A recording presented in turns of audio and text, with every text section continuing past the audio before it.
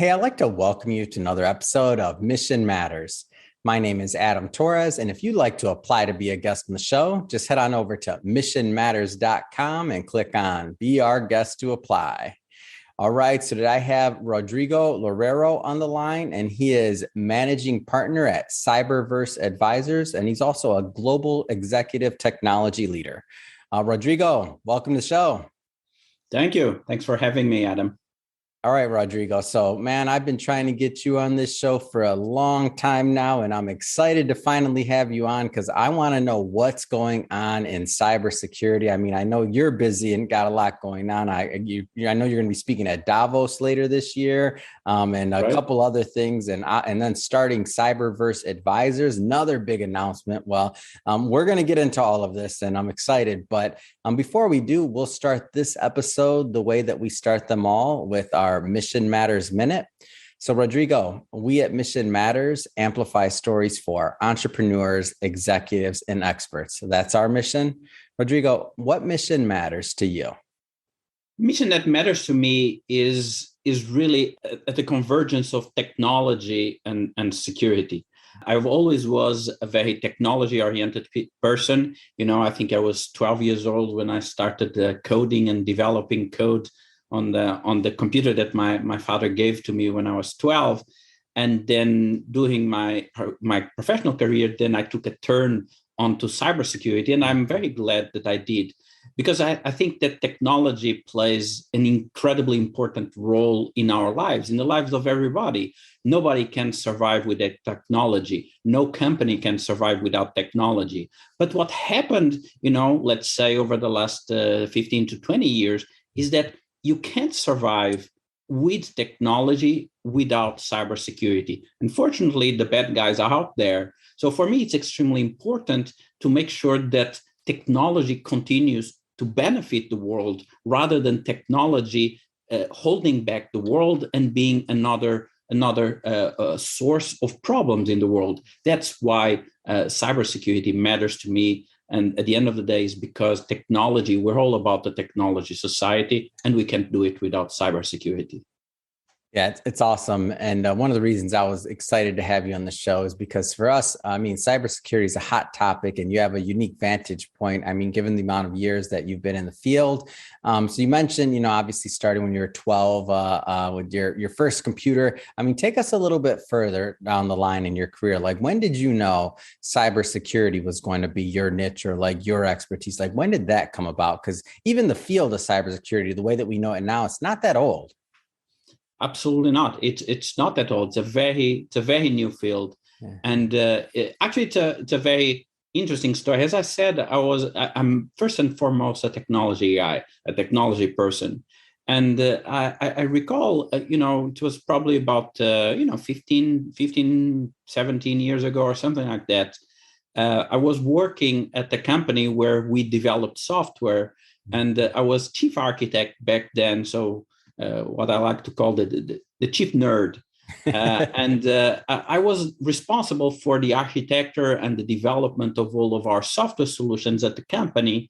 Mm-hmm. And like many other organizations back at the time, the organization was pivoting from doing software sales to doing software as a service sale, meaning that the company was now holding the data of the client. And I remember back then, I was sitting in my office and the general manager walked into my office and he says, well, Rodrigo, the CIO of the client is coming in tomorrow and he's bringing the CISO and he has a whole bunch of security questions to ask that we never had to answer because this will be our first software as a service sale. Can you handle it? Adam, honestly, my answer was like, well, I never really looked into it, but how hard can it be? And then it just dawned on me, and I started researching and investigating what we would need to do to comply with all the requests. And I just fell in love. I saw that is really the mission of technology, to safeguard the information, safeguard all of the data. So I've kind of stumbled, to be honest, onto my cybersecurity career because of the need that my company had to really address and enforce cybersecurity. So that's how I got started, just by accident. I was just there and I needed to do a job, and I did my job. Wow. And that's a very interesting point in time that you're mentioning there. When companies move from just, you buy the box, you buy the software, it's done, go ahead and run it. And you got your own servers, maybe whatever else, you go and run it versus the new SaaS model, which, and even to say new, right? Like SaaS, it's such a part of our society now that to even think about what the security implications are, on the back end, like that was a really pivotal time, wasn't it?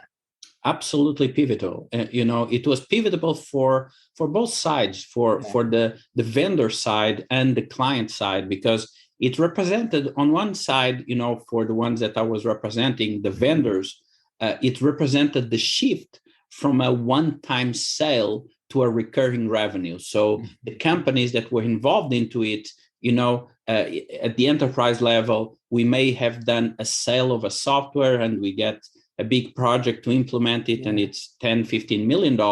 And then the company shifts to a SaaS model where we suddenly were signing contracts that could be $100 million over 5 years. So for the vendors, it's a pivotal change because it brings that recurring revenue, that forecast, that steady revenue coming into the company, that then the vendors can invest more money in developing the software solutions. From the client side, it's also a pivotal moment for organizations because these organizations, their business is not IT. Their business is not technology. They sell, a bank, they sell loans, they sell mortgages. And up until then, these companies, all the companies have always massive IT teams, and they had to be always concerned about their data centers, how to run the business and everything else. What SaaS brings to the table is that the client organizations, the banks, can now rely upon the vendors to take care of the dirty of hosting the environment, and the people that are highly specialized about hosting the environment and securing the environment. So it's really a pivotal moment, I would say, both for the vendors and the clients, where on one hand, the vendors can invest more in creating better products and more secure products. And on the other side, the companies can devote more energy to their core business, less energy to running IT, to running technology, and associated with that also is a decrease in the costs. So at that moment in time, the banks and all the large organizations, when they shift to that model, suddenly they have a lowering of their operational costs related to technology management. Yeah, there was a lot of wins there, and the shift. And has it worked? For some it has, for some it hasn't. But overall, when I think about not having to have a large tech from the the consumer side of things, not having to worry about having a large tech staff for certain things that don't know you need it because we can benefit from SaaS products. I think it's amazing. Yes. I want to shift focus here a little bit. So some news that I got as we've been reconnecting over the last, 6 months or so, and kind of planning up for this interview, is so you've made the decision now to launch CyberVerse Advisors. I know you're working with some of the same with similar solutions that you've in the past, like New Push, and we'll get into some of the granular stuff in a bit. But I want to start with CyberVerse Advisors. So how did this come about?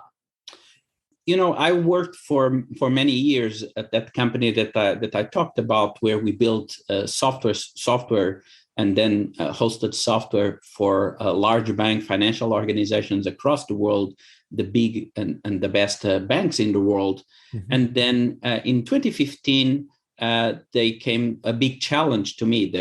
They reached out to me and they asked me to come and develop a brand new information security company for a large global company that wanted to go public. So I shifted gears. I went to the client side and spent my next 5 to 7 years building a world-class information security program. Wow. And then along the way, because no deed goes unpunished, along the way, I became actually the global CIO for the company. Yeah. But after all of this journey, and I spent about 7 years at the company, great company, great people, I really found myself wondering, how else can I contribute, and how else can I share my expertise of all of these 2 decades? And then came to the realization, and this may have been part of my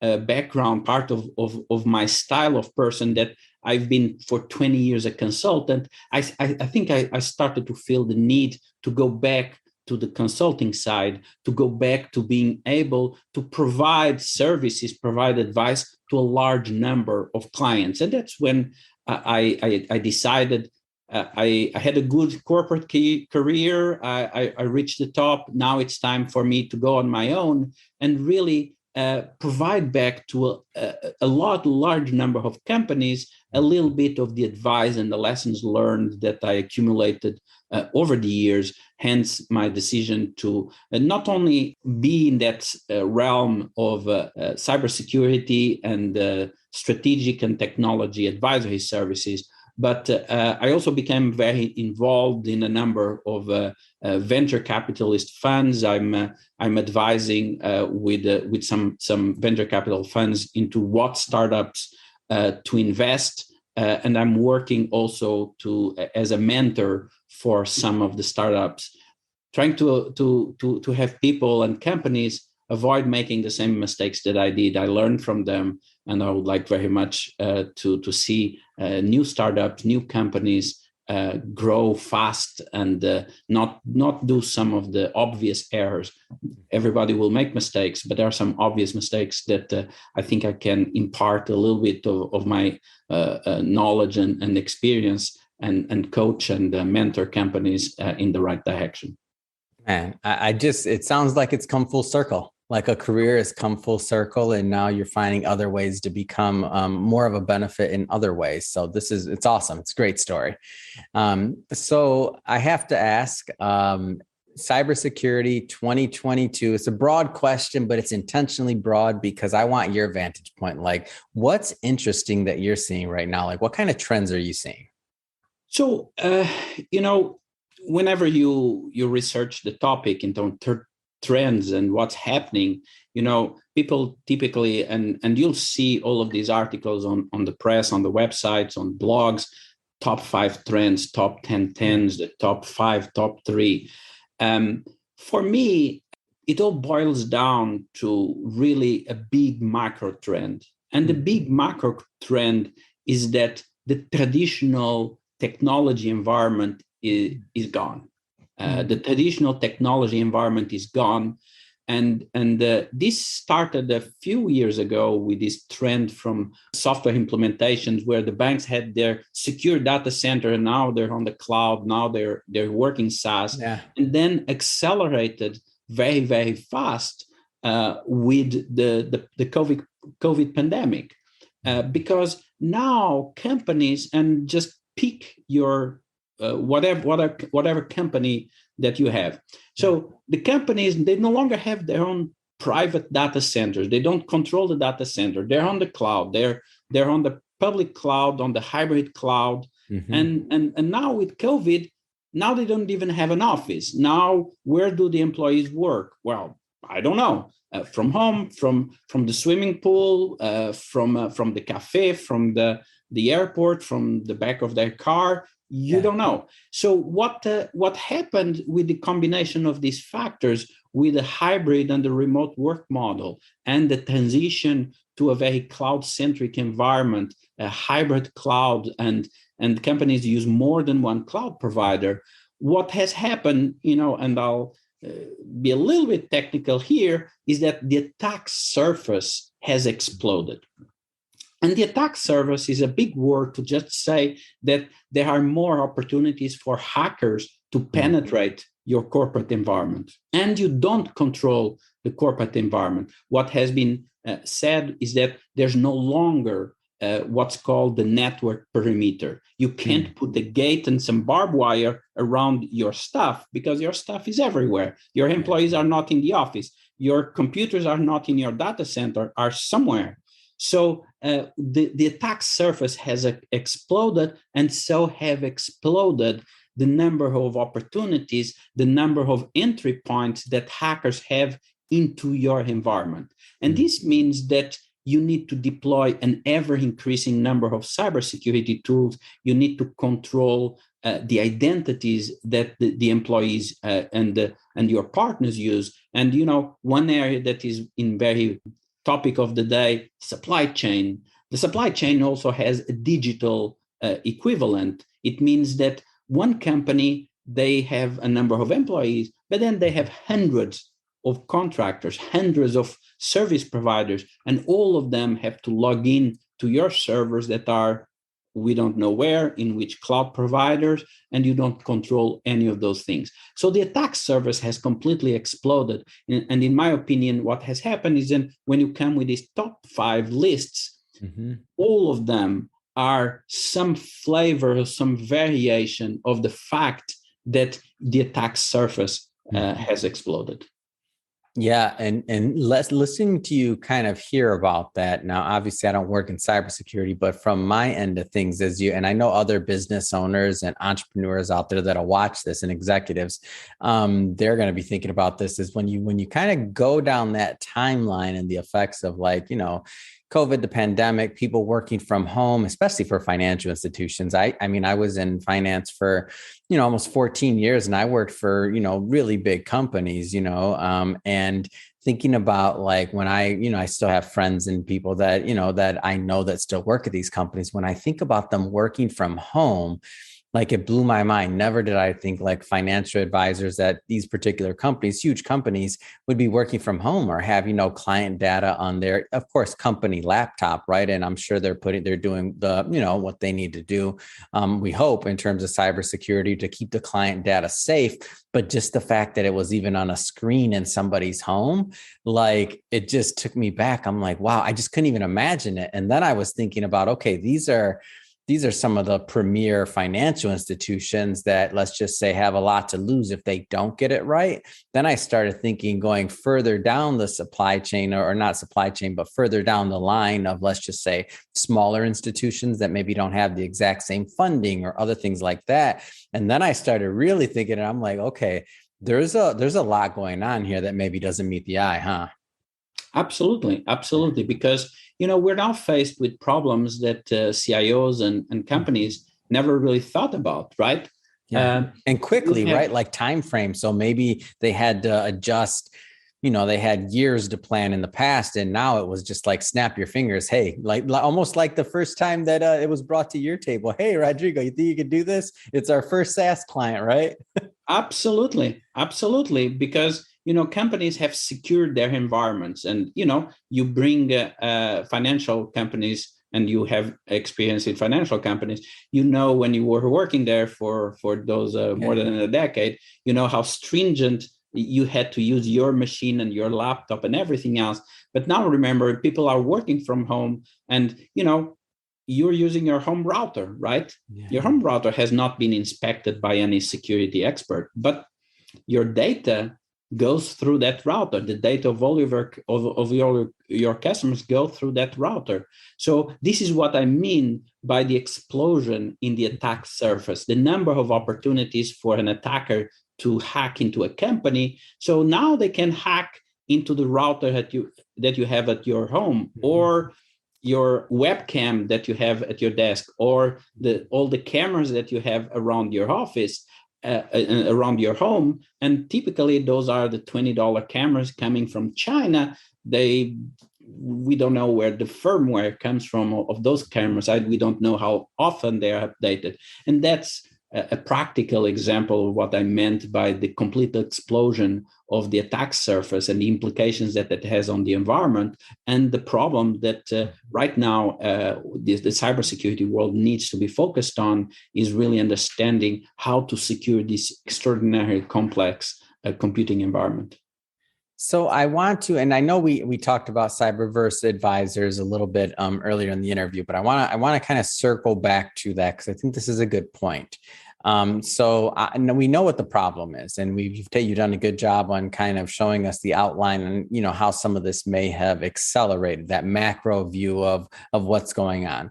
So now when thinking about cyber advisors, and let's get further into maybe some of the solution part of this. So tell me more about Connective Platform and New Push, and maybe how that kind of fits in this whole puzzle. Yes.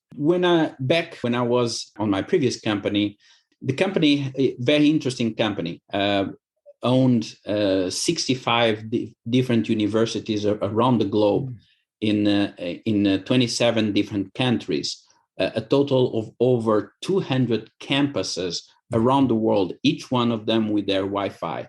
Mm-hmm. So essentially, since 2015, I lived in this environment of an incredibly expanded attack surface. Mm-hmm. And I've learned a lot of lessons. I deployed a lot of security tools. I developed a very robust security program for the organization mm-hmm. that would essentially cover all of the environment. You know, we're talking about a company that serviced over 1 million students. Wow. And jokingly, I would always tell the people that I was, when I would go to a conference back in the days where people got together for conferences, right?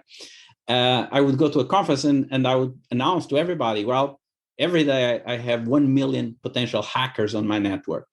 and that's where I really trained myself as a cybersecurity leader over the past 7 years, is really in developing solutions, developing protections, developing security controls to really secure an environment that is incredibly diverse, mm-hmm. multiple countries, across multiple continents, 200 campuses, different cultures, different teams, over almost 3,000 IT employees, or about 70,000 internal employees. Mm-hmm. And I've secured that environment. I made that environment secure. The company is successful, did its IPO, and over my stewardship, we didn't have any cybersecurity incidents or any incidents of that nature. So that tells me that the approach that I had to secure that environment worked.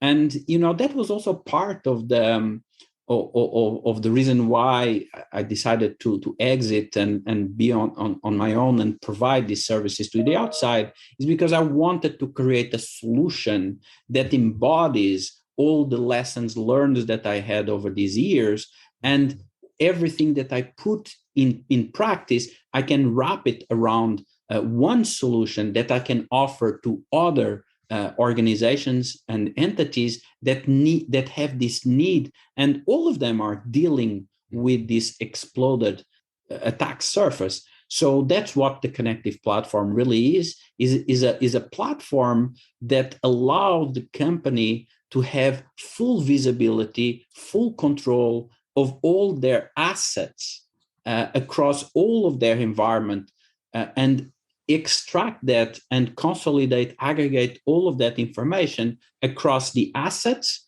across the identities that are used by the people to log into those assets. And those are the three cornerstones of a good security program is the assets, and by assets, I mean the physical computers and servers and so forth, the identities, which is essentially the user IDs that you use to log into the machines, and the people. And we have to secure those three things. Mm-hmm. The machines, we have to secure the identities, and we have to secure the people, because they always say the people are the weakest link in the cybersecurity environment. So we need to bring all of them together and secure all of them in order to have a very secure environment. So what kind of companies or organizations is a solution like this appropriate for? So is this, you mentioned, of course, universities, things like that. Tell me a little bit more, like what type of, is there a specific industries this is better for than others? Is this an enterprise solution? Like, give me a little bit more on that. I would say that any company that has a high degree of complexity in their computing environment would be the ideal target for these types of solutions. I'm working specifically with the educational companies because I have a lot of experience in that space. working with the financial services companies, because I have a lot of experience in that space, and also working with government organizations, because they have a lot of complexity in their environments. Those are, three of the main target areas that I'm looking at, but that is more because I am limited in time and bandwidth to devote myself to all of the industries. Mm-hmm. But as long as there is a high degree of complexity, the solution and the approach is really agnostic in terms of what type of industry it is suited for. So obviously, with any changes in cybersecurity, I mean, things take time, right? Let's talk about deployment. Maybe, maybe what a normal deployment would look like versus what deployment of new push would look like time frame wise. Yeah, in terms of deployment, the deployment is proportional to the complexity of the environment. If we're talking about an environment where it's a large company with 100,000 employees and with 100 offices, with a large number of campus, it can be a multi-month endeavor to deploy a system like that. But even in terms of the deployment, one strategy that I always used, and everybody that has worked with me probably is tired of hearing me say this, I always use the crawl, walk, run approach. I don't believe, and if I can be a little bit critic of my own technology people, is that typically technologies, they tend to they have a tendency to do these mega projects, these 2.5-year project where you spend millions upon millions of dollars and I'll get you some results 2.5 years from now. And that's the opposite of what my approach is. I always have an approach that we need to get in there and have quick wins.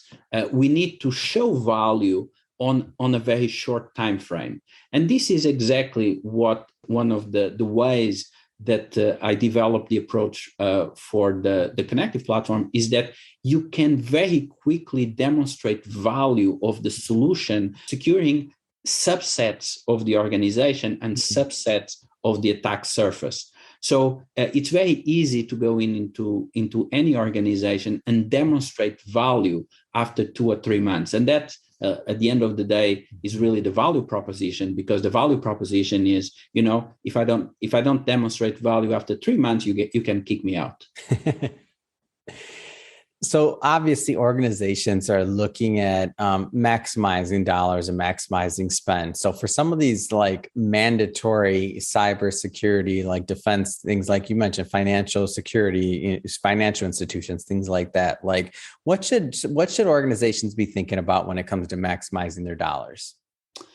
In terms of maximizing their dollars, the companies need to understand that they should not put all of their eggs or all of their dollars into technology.